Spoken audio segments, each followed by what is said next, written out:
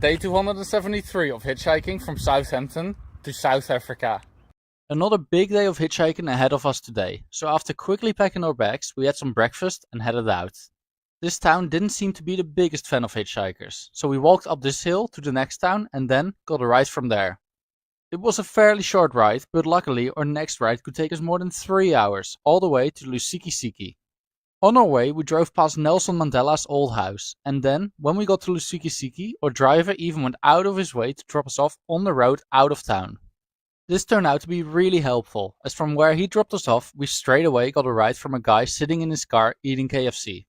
He unfortunately couldn't take us very far, and neither could the next guy, but then, from this speed bump, we got picked up by two guys who could take us all the way to our destination for today.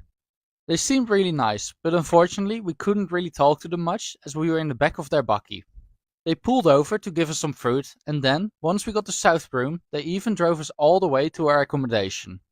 We're staying in a holiday home of one of our followers, and after checking in I went for a walk down to the shop to get some food. By the time I was done it was pouring down, but luckily a very friendly lady living in the area gave me a lift back to our accommodation. We had some pretty basic dinner, and I think we'll be here for 3 nights before continuing north towards a place called Balito.